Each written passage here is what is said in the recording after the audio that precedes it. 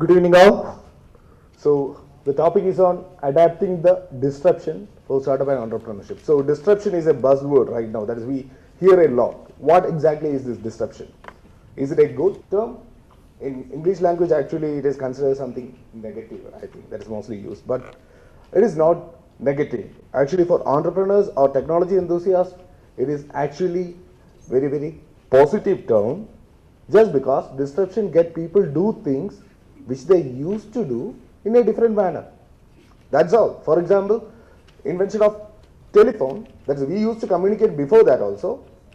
We used to talk to people, we used to write letters, and we started using telephones. And even the inventor of telephone might not have even imagined how we use that technology today, how it transformed our life to look as soon as we wake up in the morning, that is first thing to do in a day.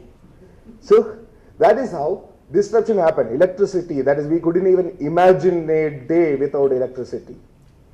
So today industry keeps on changing, and previously it was taking some time for that change. For example, from the time where it was the first computers which was filled in a room to a device which is within our mobile phone, it took some time.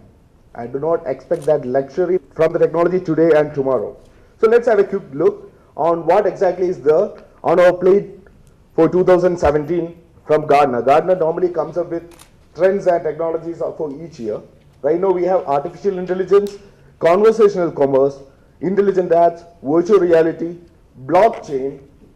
I hope that you have heard about blockchain. If not, you have to, because it is something that is about to change the way the world operates, and Internet of Things, etc. So a lot of new terms there, new jargons there, but this was not the case previously. That is, if you look at 2013, you see like mobility, mobile devices, mobile application, HTML5, personal cloud, etc. And 2014 again repeated similar thing, but right now things are new. So we have to adapt the change. So how could we? Is there someone who will come there and teach us on all these new technologies and go and adapt these things? There is no time for us to do that. So the people, the companies who cannot adapt the change, what will happen to them? Just take the example of Kodak. Kodak, you know that, camera and film industry, right? They were one of the top 4 brands in US, employing over 150,000 people around the world in 1996. The company doesn't exist today. They went for bankruptcy in 2012. Why?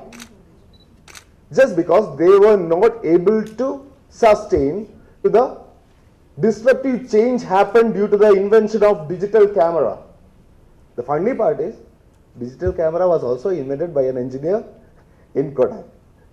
It was in 1976 he invented, Steven Sasson invented data camera. They told like, hide it, don't tell everyone, keep it secret, just because it will impact our business of camera and film, which we are familiar today.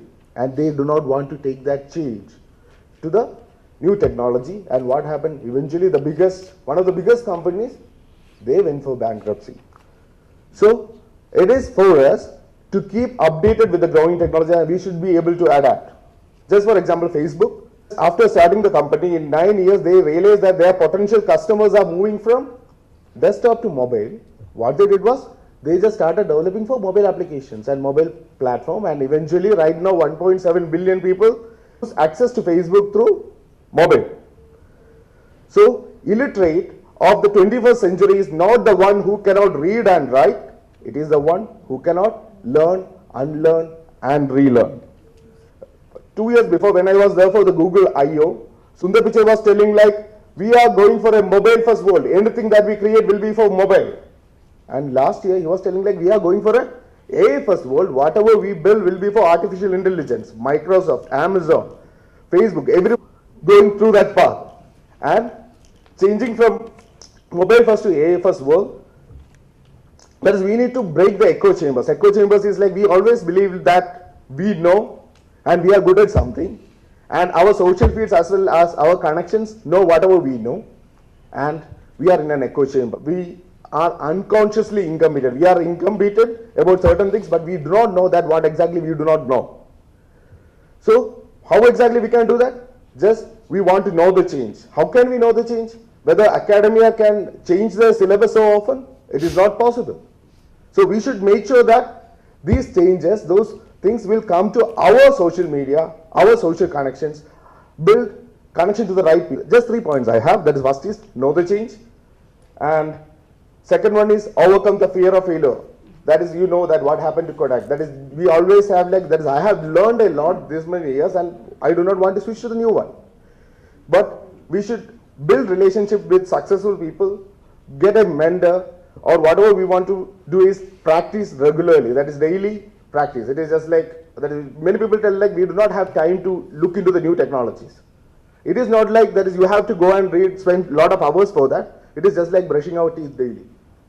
That's what if we brush the teeth once in a year, we couldn't do that. Like that, spend minimum 10 minutes a day just to know what exactly they're happening in your area of interest.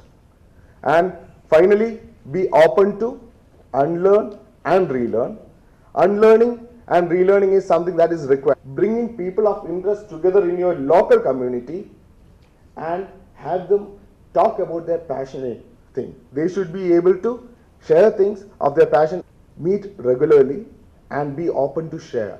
And it is in near your food, that is, just make sure you build opportunities at your local locations to have collaboration, and it should build it within our culture. It should be a cultural change. Nothing else could help us to survive in the technology disruption. Thank you.